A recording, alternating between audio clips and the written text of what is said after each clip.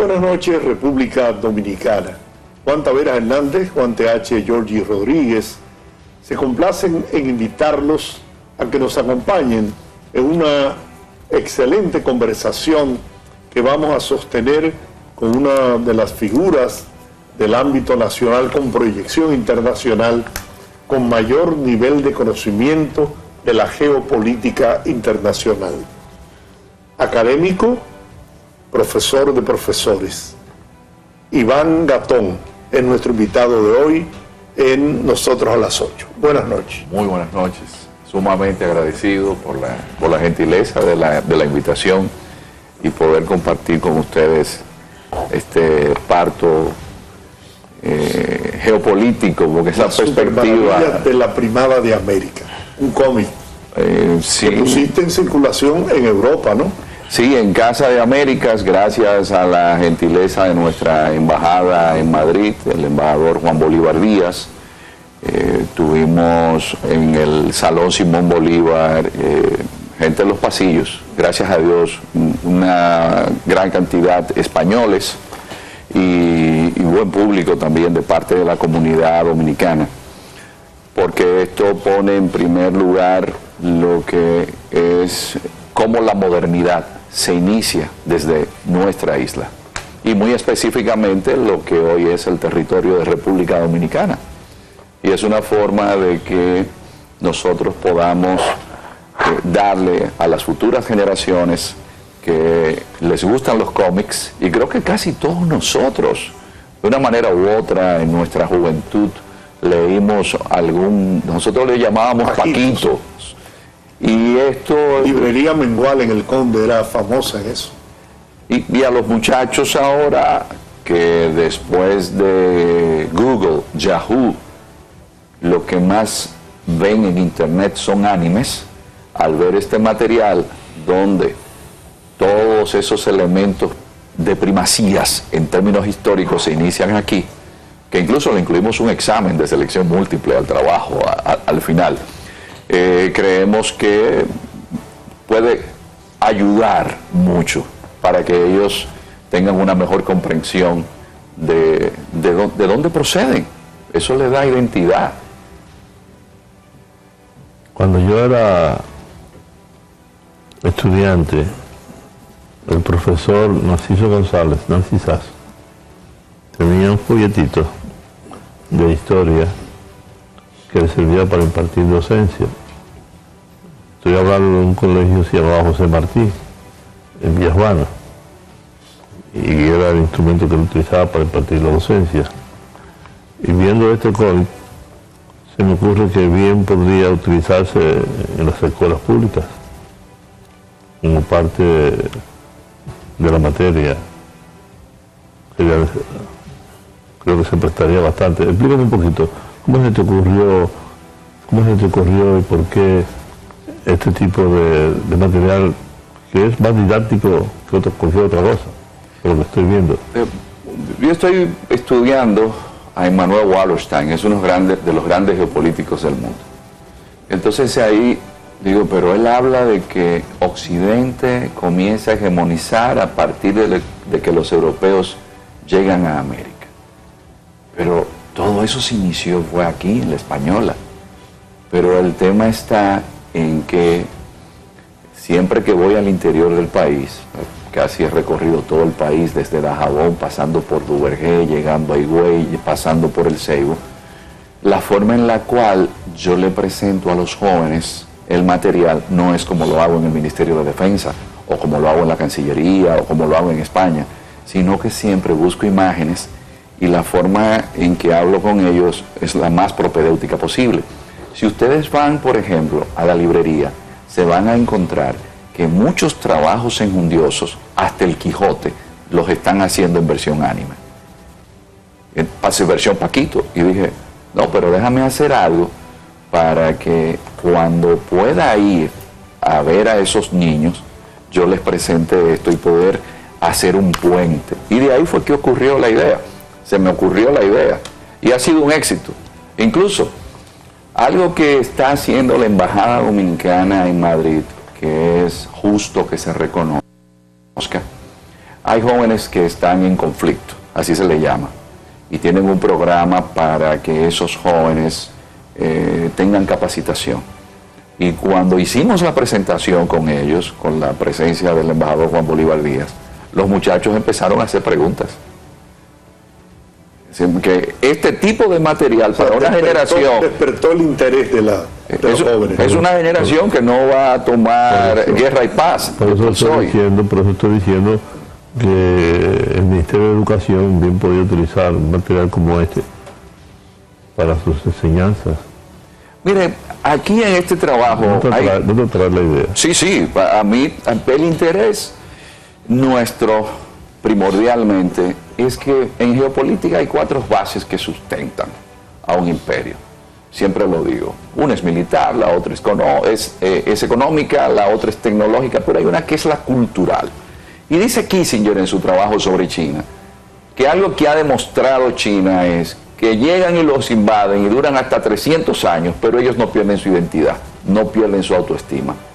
Y yo me puse a pensar, pero ¿cómo le caería a Fernández Armesto, que es el principal experto sobre temas de Estados Unidos con el mundo hispano, que resalta que de las comunidades hispanas que residen en Estados Unidos, la que más estudiantes tiene en universidades es República Dominicana?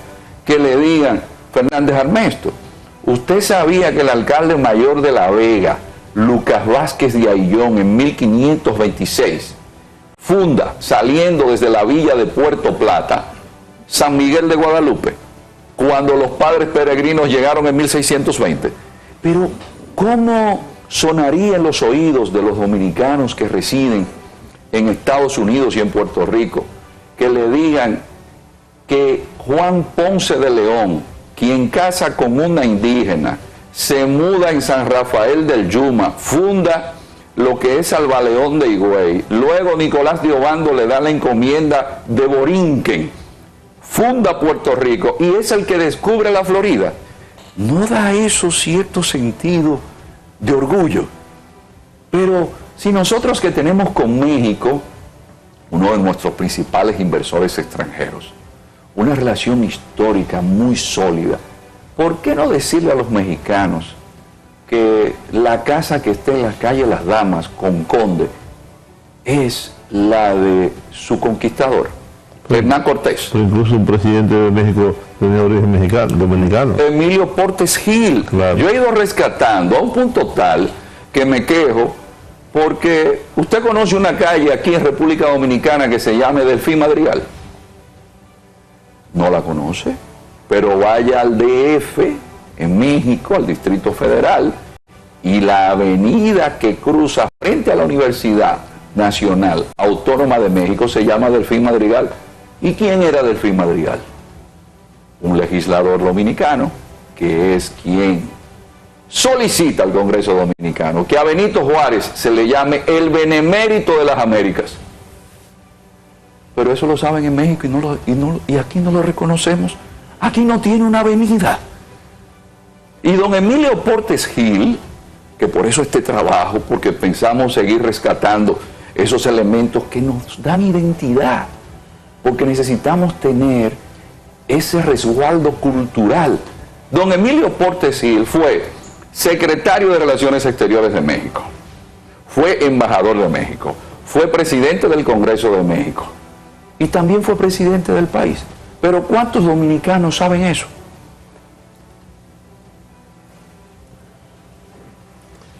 Iván, tenemos que ir a una pausa, así que con tu permiso regresamos en breve en esta conversación. Y lo primero es que ahora hablamos desde la perspectiva geopolítica de un mundo post-occidental. Geopolíticamente lo que estamos hablando es que el mundo giró hacia el Pacífico, se fue al Asia. Si vemos que la demografía es el destino, la mayor parte de la población del mundo está en el Asia, solamente India tiene más de 1.400 millones de personas y todo el continente europeo no sobrepasa los 500 millones de personas. Entonces, si nos ubicamos en ese contexto de un proceso mediante el cual el mundo transatlántico, un eje virtuoso que comienza un proceso histórico que cambia para siempre a la humanidad. ¿Dónde se inició? Fue en Santo Domingo. ¿Por qué? Primero, las navegaciones de altura. Lo que existían eran navegaciones de cabotaje. Y ubicar lo que hizo Cristóbal Colón, que para mí es uno de los errores que más cambió la historia de la humanidad, porque cuando llegó a Cuba pensó que había llegado a Zipango. Zipango era el nombre que Marco Polo, que fue el que lo influencia, le daba a la isla de Cuba. Y a partir de ahí, cuando ve el oro, le pregunta a los taínos de Cuba, que le pusieron por nombre Juana, por Juana de Castilla, o como la llaman aquí, Juana la Loca. Y le dicen, donde hay oro es en una isla llamada Babeque o Bohío. Y se fueron hacia lo que hoy es la Española. Esto que ustedes van a ver aquí en el mapa, hacia acá. Esa parte que ustedes ven allí, que da el cacicazgo de Marién, en la parte norte, nunca olviden que el mar, al igual que las corrientes de aire, tiene rutas. Y hay una ruta que es la que va por esta parte del norte y hace que la Naula Santa María se quede frente a esa costa. Pero sucede un error, y es que le dan el mando a un simple marinero y la Santa María encalla. Don Manuel Entrena, que se dedicó muchos años a la navegación y al descubrimiento arqueológico de antigüedades en toda la zona de Mallorca, sabe que en el mundo de la marinería trae mala suerte cambiarle el nombre a los barcos. Y la Santa María se llamaba la Gallega y era de Juan de la Cosa. Juan de la Cosa es un excelente marinero que fue el primero que dibujó un mapa de la zona de América. Entonces, esa nao encalla y se hace lo que se llama el fuerte de la Navidad. Entonces dejan a Rodrigo de Arana con 39 marineros, después pasa un marinero excelente que es Vicente Yáñez Pinzón, hermano de Martín Alonso Pinzón, lo cual también esto ayuda a que nosotros despejemos una serie de leyendas negras de que habían llegado ladrones, y quién ha dicho que unos ladrones podían hacer ese recorrido, porque había que navegar, y para navegar se necesitaba conocimiento de astronomía, algo de matemáticas, y cuando ustedes miran que el Imperio Español era muy delicado con ese tema, y era el de llevar nota de todo lo que sucedía, van a ver que no había uno solo que estuviese condenado por criminal.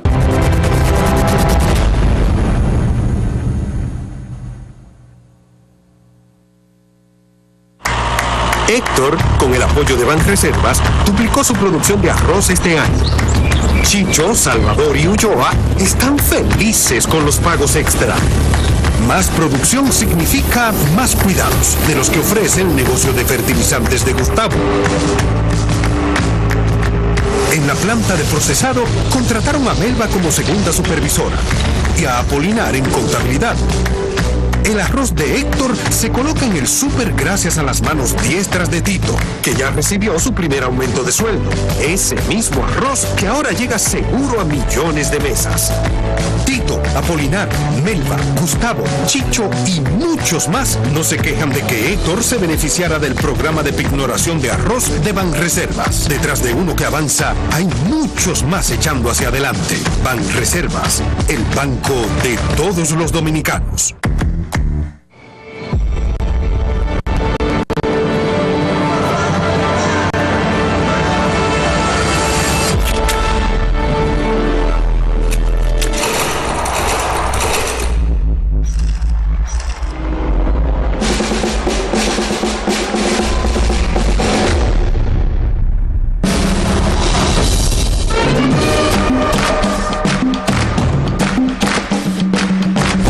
Yeah.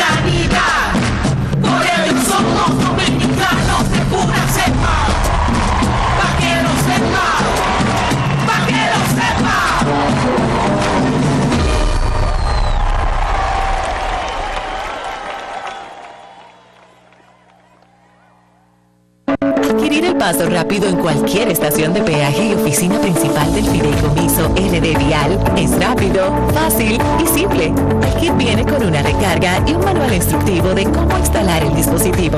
Puedes hacerlo tú mismo siguiendo los pasos del instructivo o acercarte.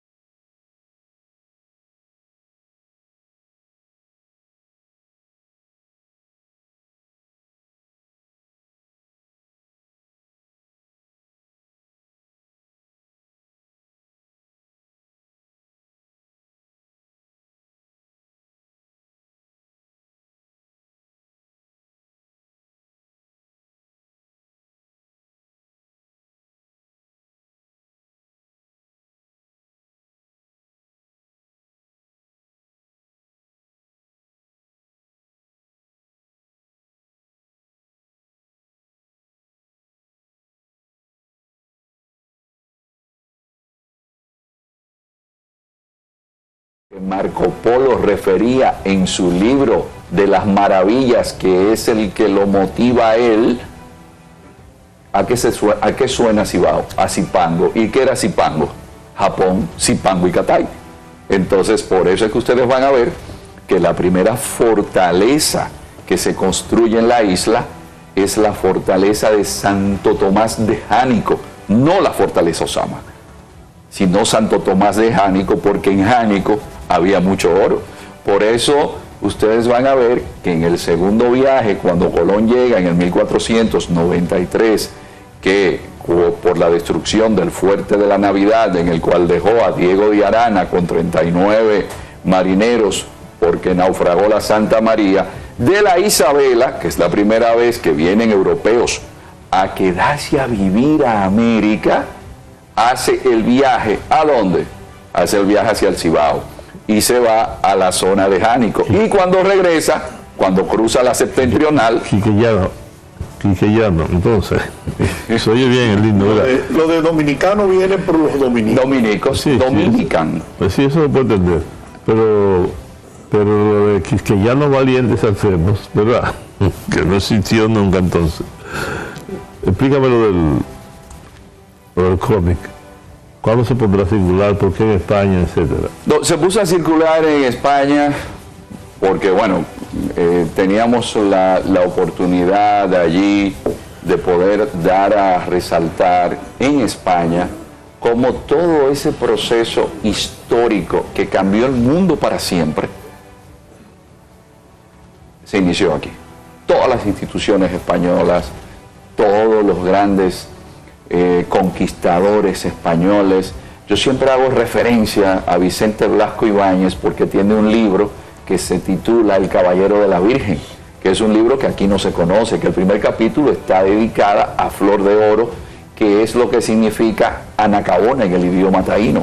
Entonces decidimos hacerlo allá y luego aquí, el día de ayer, gracias a la Universidad de la Defensa, donde impartimos docencia en el Ministerio de Defensa, en el Salón Restauración, con jóvenes, estudiantes de distintos colegios y escuelas públicas, tanto de Jaina como de aquí de la capital, pusimos en circulación este trabajo que está a la disposición en la librería Cuesta. Ok. Si a todo el que lo necesite o lo quiera o esté interesado, puede ir a la librería La Cuesta, librería Cuesta. que Ahí prácticamente es la única librería que queda del país. así es, así es. Decía García Márquez que Colombia será un país distinto el día que vean abiertas todas las librerías y al día siguiente nos queda un libro. Bueno, con el tema de los libros, algo que hemos descubierto haciendo estas investigaciones es que la primera biblioteca de América, que fue una litis judicial, era de una mujer, Ana de Peña. Y cuando ella muere, su esposo se quiere quedar con los libros, donde estaba Erasmo de Rotterdam, donde estaba el Amadís de Gaula, y el esposo... ¿Y el Quijote no estaba ahí? También, todos esos libros de caballería. Y entonces dice el esposo que se va a quedar con los libros, con la biblioteca, que hay un recuento de cuántos libros tenía ella. Y el padre de ella dice, no, esa biblioteca debe ser para sus hijos. Y la Real Audiencia aquí dirime el conflicto en 7 años, y falló a favor de los hijos. Entonces, este trabajo lo que busca también es resaltar esos elementos de cómo, por ejemplo, aquí con Higuemota y Hernando de Guevara se inicia el mestizaje con una hija que se llama Mencía, que es la última cacica o reina que existe aquí. No era la mujer de Enriquillo. de Enriquillo. Tenemos que ir a otra pausa. ¿Sabes qué? Pero han tenido una pausa. Yo creo que en algún momento deberíamos volver a la etapa de los cacicajes, ¿no? Como que racionalmente, como que es más racional que esto que tenemos ahora, que cuánta provincia, que cuánto, en Cuba que es mucho más grande que nosotros. Eran más inteligentes que nosotros los indios. Pero el cacicazgo de Higüey, Callacoa mandaba desde Punta Cana hasta Santo Domingo. El cacicazgo de Higüey comprendía desde Punta Cana hasta Santo Domingo cuando llegó Colón. Vamos a la pausa. Me gustaba más que ahora. Regresamos en breve.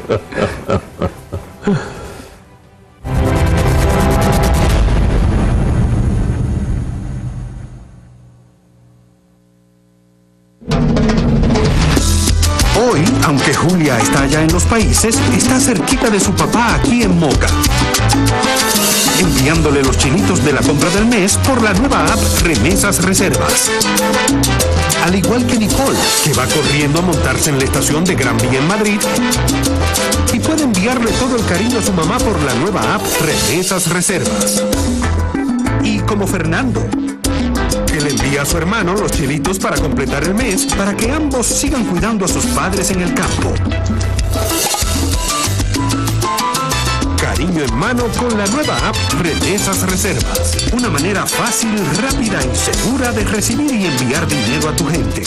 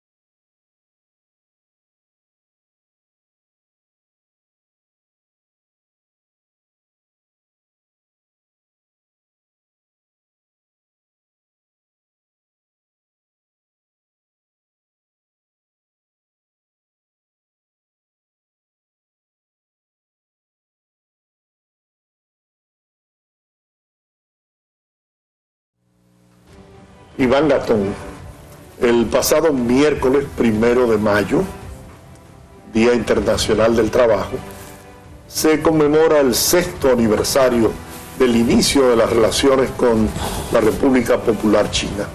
Me gustaría un análisis de tu parte sobre qué hemos logrado con esta relación. Bueno, antes que responderle puntualmente a su pregunta, en base a esas investigaciones que hemos estado haciendo, nos encontramos que un galeón, que era el de Nuestra Señora de la Concepción, naufraga frente a las costas de Puerto Plata, razón por la cual se le llama Mar de la Plata, porque tenía más de 20 toneladas de plata, pero también tenía porcelanas de la dinastía Ming.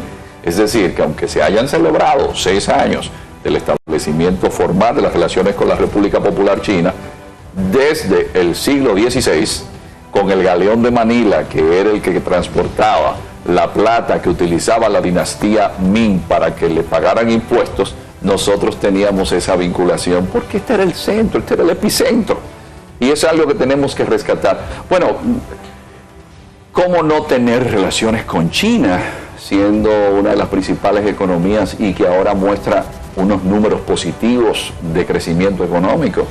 ¿Cómo dejar de lado a China si es la segunda población mundial?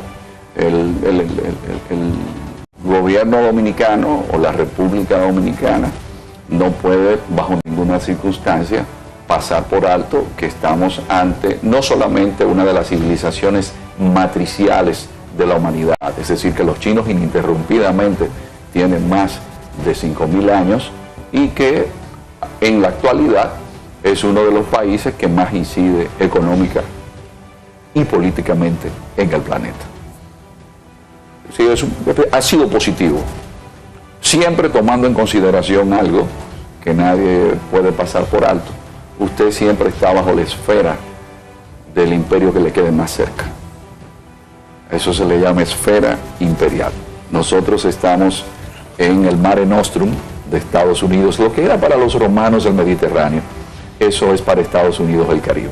Sin embargo, yo estuve viendo a un funcionario muy importante de México hablando sobre la relación de China con México y con toda América Latina, cómo ha ido creciendo casi exponencialmente la inversión de China en toda América Latina, lo cual no está pasando con los Estados Unidos. Y eso tiene sus riesgos también, porque China sí le está prestando atención. Brasil, incluso a pesar de Milei, en Argentina, en Chile, en todo el cono sur, en el Caribe, tú sabes lo que estaba pasando. Lo que sucede, quizás nosotros en el mundo occidental pasamos por alto que los chinos tienen proyectos de largo plazo, sin importar que sea Milei. Argentina tiene deudas con China, pero también uno de sus principales socios comerciales, es más, el intercambio comercial de Argentina. El mundo tiene deuda con China, porque Estados Unidos le debe a China, ahí estuve viendo, son 3.000 trillones de dólares. Sí, pero si vamos a Argentina, su principal socio comercial es China, pero si vamos a Brasil, lo mismo. Si vamos a Perú, también. Ecuador también. Es decir, China ha ido poco a poco estableciendo redes. ¿En qué ámbito? En el comercial. Y ahí lo vemos. Chile, su principal socio comercial, y tienen hasta un acuerdo de libre comercio, es China. Así es. Y los chinos han ido preparando una élite de jóvenes que hablan español. Usted va a China y usted encuentra que están aprendiendo. Recuérdense el embajador que teníamos aquí, lo bien que manejaba el español, que lo trasladaron a México, está en México ahora. Entonces, nosotros en Occidente, y eso sí hay que prestarle atención, hemos ido descuidando espacios. ¿Y cuáles son esos espacios que los chinos le dan prioridad? Educación, buena formación. Y en China, lo que da en la sociedad mayor preeminencia no es cuánto dinero usted tiene, es si usted pasó el bocado o si usted tiene un alto nivel académico. Mientras nosotros aquí estamos pensando que todo es poseer riquezas, en China no es solamente tener riqueza, es que usted sea una persona con conocimiento, con sabiduría. Y por eso ustedes van a ver que algo que mucha gente pasa por alto, Zbigniew Brzezinski está hablando con Deng Xiaoping, y Deng Xiaoping le dice: ¿cuántas personas ustedes nos aceptarían para que fuesen a estudiar a sus universidades? Y le dice Brzezinski: no hay límites, todo lo que usted quiera. Cuando Deng Xiaoping lleva eso a una reunión del comité político del Partido Comunista, le dicen: pero se van a quedar muchos. Y le dice Deng: si van 10 y viene uno, con eso ganamos. Y llenaron las universidades americanas de estudiantes chinos. Y fíjense ustedes la diferencia. La iniciativa fue del propio gobierno, porque siempre han priorizado en educación de calidad. Esa exposición que haces, de ahí se desprende esta pregunta. China, sin duda, un poder económico muy poderoso en el mundo, pero estamos viviendo una época de confrontaciones, de guerras, de crisis. Hemos visto todas estas guerras que se han producido en el mundo. China tiene un acuerdo con Rusia. ¿Tú piensas que en el esquema chino podría abrigarse la posibilidad de incursionar en un enfrentamiento bélico? No, yo creo que China ha tomado lo de Rusia como ejemplo. Estados Unidos le ha hecho un favor también a China, y es a un rival por naturaleza, como es geopolíticamente hablando. Rusia lo ha puesto en sus brazos. Era lo que decía Kissinger: hay que tener a Pekín más lejos de Moscú que de Washington, es decir, hay que tener a Pekín más cerca de Washington que de Moscú. Y entonces, en un mundo multipolar hay otro elemento que no se menciona. Por ejemplo, India, que es un gran jugador en la actualidad del tablero internacional en este mundo multipolar, le aplican sanciones a Rusia por el petróleo. Ahora, India le compra el petróleo a Rusia. ¿Y qué hace? Lo refina y se lo vende a Europa. China también le compra el petróleo a Rusia a un precio mucho más económico. Pero fíjese, 30% menos. Pero fíjese usted cómo India también juega en un escenario que ya no es exclusivo del mundo occidental. Y eso es lo que hay que notar. Una economía como la de Bangladesh le aporta al Producto Interno Bruto Mundial un 1.5%, lo mismo que le aporta Inglaterra. Ahora, Iván, esa pregunta de Georgie me lleva a otra. ¿Qué está pasando en el mundo en estos momentos? ¿Qué curso ha tomado la guerra de Rusia, la OTAN y Ucrania? Acaban de aprobar otra partida en el Congreso de los Estados Unidos. Y por el otro lado tenemos a Irak, Israel, Gaza, y todo ese conflicto, todo ese genocidio que se estuvo produciendo allí, Netanyahu, así. ¿Hacia dónde? Yo estuve viendo, que no sé si eso es verdad, pero estuve viendo en las redes, de que supuestamente los rusos habían tumbado un avión de Israel con cargamento nuclear, y que había sido derribado por Rusia, según dijo un influencer experto en política internacional brasileño, pero que está radicado en España. Sí. ¿Qué posibilidad hay de que ese conflicto se extienda y que vaya a más? Agregarle a Irán, Juan. Sí, no, que Irán, eso decía. No, nosotros nos encontramos en un mundo multipolar, y siempre en la humanidad, cuando el mundo es multipolar, recordemos la Guerra Fría, los americanos y los rusos se arreglaban. Aunque Fidel quería los misiles y estaba dispuesto a irse a una guerra, Nikita Khrushchev le dijo: hey, eso no es así, aunque los cubanos le dijeran lo que le dijeron. Pero en un mundo multipolar siempre hay caos, y es que no estamos tomando en consideración que estamos en un cambio de era. Entonces ese caos se hace difícil, porque Netanyahu, cuando la administración Biden le llama la atención, dice: Israel no es una república bananera. ¿Eh? Pero Irán, por otro lado, tiene problemas en la región, pero utiliza a Hezbollah, utiliza el eje de la resistencia que tiene en Irak, pero por el otro lado está Turquía. Por el otro lado, entonces, nos encontramos que India dice lo que desea y quiere imponerse. Es decir, en un mundo multipolar, el caos y la incertidumbre forman parte de la cotidianidad y tenemos que adecuarnos a eso, porque estamos acostumbrados a ver un mundo donde mandaba Francia, donde mandaba Reino Unido, donde Estados Unidos era hegemónico en todo el sentido de la palabra. Estados Unidos es y seguirá siendo la principal potencia militar, sigue siendo una de las principales potencias o la principal potencia económica, pero tiene que consultar. Ya no es igual que antes. Y este mundo ahora, lamentablemente, eso que ustedes ven, roguémosle a Dios que un día no crucemos ese punto de no retorno. Porque Bien. los seres humanos somos así, desgraciadamente. Tenemos que hacer la última pausa, así que regresamos en breve con Iván Átomo.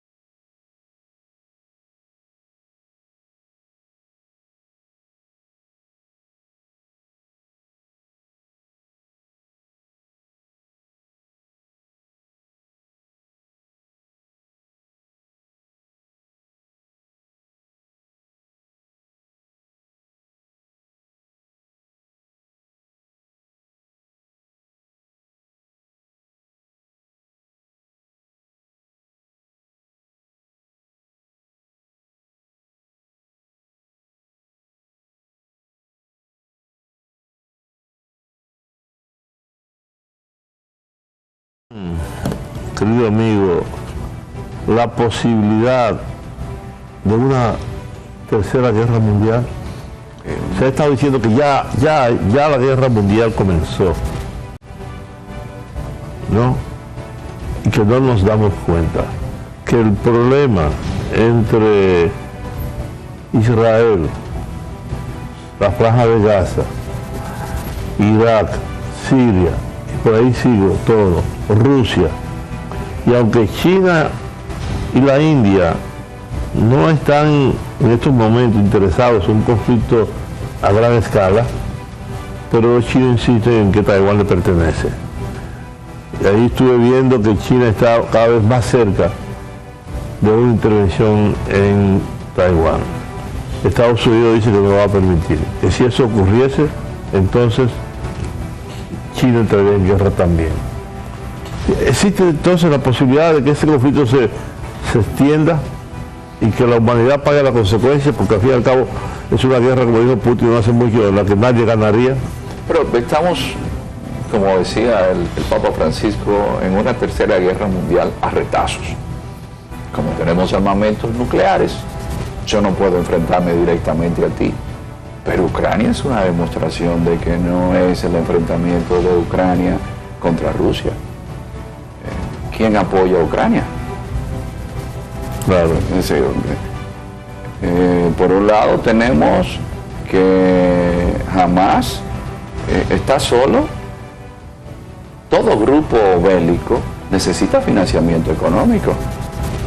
¿Quién está detrás? En el caso de Taiwán, ¿por qué Estados Unidos crea una alianza que se llama AUKUS, donde incluye también a Australia? Donde increíblemente Vietnam, que es un país comunista, hace ejercicios militares con Estados Unidos, porque hubo una época en la cual los chinos dominaron a Vietnam por 900 años, que se dice rápido, pero es un buen tiempo. Entonces, a pesar de la guerra de Vietnam, los vietnamitas y Estados Unidos se entienden, porque una buena parte de las inversiones de Estados Unidos están siendo deslocalizadas de algunos países de Asia para llevarla a Vietnam. ¿Por qué? Por el temor de la expansión china, bajo una teoría que es la teoría talasocrática de Alfred Mehan, y donde Taiwán es un elemento fundamental. Pero existe una ley en Estados Unidos que se llama The Taiwan Act, que aunque no existan relaciones diplomáticas entre Taiwán y Estados Unidos, el Congreso de los Estados Unidos aseguró, cuando la diplomacia del ping-pong de Kissinger y de Nixon, que a Taiwán hay que defenderlo. Ahí vemos cómo en los fondos que aprobó el Congreso recientemente de ayuda a Israel y también a Ucrania, habían fondos para Taiwán. Es decir, si tenemos alianza AUKUS, por el otro lado vemos que Estados Unidos con el Comando Sur, Milei, dice, no, yo quiero Estados Unidos aquí, pero China tiene en Neuquén, en La Pampa, Argentina, supuestamente dicen ellos que es una base científica, pero dicen otros que no, que es una base de observatorio militar y que la presencia allí de los chinos no debería estar, porque los chinos desde ahí enviaron una sonda al lado oculto de la Luna, pero ahora tenemos presencia de Estados Unidos, incluso cerca de donde está la base china, que es una base científica. El mundo está, y bueno, la historia siempre se repite, porque en el siglo XIX, recordemos que a finales del siglo XIX se hablaba de la paz armada. Ahora todo el mundo se está armando, a un punto tal que en Europa se le ha dicho a la gente, prepárense porque hay que invertir un mínimo de un 2% del Producto Interno Bruto en la compra de armamentos. Y es posible que llamemos, ¿saben a qué? Al servicio militar obligatorio. Ha cambiado mucho el mundo, porque a Alemania ahora se le dice, tú tienes que armarte. Pero ¿sabe qué sucede? Que ahora mismo no hay suficientes armamentos. ¿Y qué pasa? Que le han dicho al complejo militar industrial, amplía tu producción. Y dice, pero tú me garantizas que me vas a seguir comprando las armas. Entonces estamos en un mundo en guerras. Lo que pasa es que es a retazos. Sí, pero puede ampliarse. Lo que pasa es que hay muchos focos de violencia, no solamente el eje perturbador, que el eje perturbador en geopolítica es Medio Oriente, y lo de Medio Oriente está dejando un precedente nefasto, porque la actitud de Netanyahu, que estaba siendo perseguido, bueno, que la justicia israelí, y que él quería cambiar la constitución, no la constitución, porque en Israel no hay constitución, pero sí la Suprema Corte de Justicia, y la gente protestando, y lamentablemente que es algo nefasto lo que sucedió el día 7 de octubre, pero eso es lo que le permitió a Netanyahu quedarse en el poder. Claro, si no estuviera ahí. Pero lo que ha hecho Netanyahu, eso es irreversible, en efecto negativo para la imagen de Israel, pero también para ¿qué? Para el derecho internacional. Dice Netanyahu que a él no le importa lo que diga la Corte Penal Internacional. Es decir, lo que el mundo tiene ahora mismo, señores, es realmente un gran desafío para mantener la paz y la seguridad internacional. ¿Y cómo nos manejamos nosotros, pequeño país del Caribe, pequeña isla, con un problema como el que tenemos en Haití? ¿Cómo lidiar todo esto? Porque no hemos hablado de Haití. Ahora hay una situación distinta, una coyuntura aparentemente distinta. ¿Cuál es la solución a ese otro problema que tenemos nosotros, los dominicanos, con el pequeño Haití? Miremos el mapa mundial y fijémonos a ver cuánto es mencionado Haití y cuánto le importa a la comunidad internacional. Yo creo que ese es un buen parámetro para que nosotros nos demos cuenta que esa es nuestra espada de Damocles. Porque la comunidad internacional, Haití no es el problema.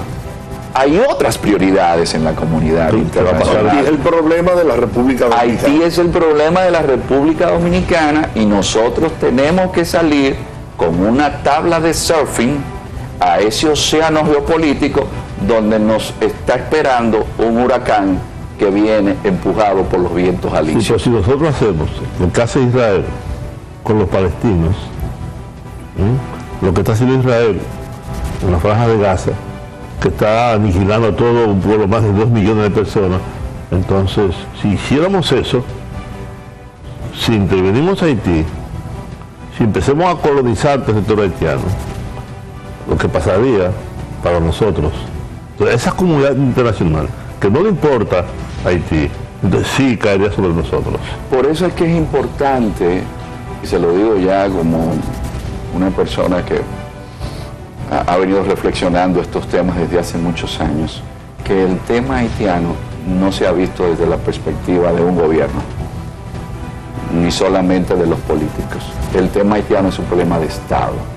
El tema haitiano es un problema de país, de país. Y eso necesita que nosotros hagamos un proyecto de 40 a 50 años, porque la comunidad internacional, y se lo digo por trabajos de campo que he hecho con países muy importantes, donde me han dicho que para ellos su prioridad no es Haití.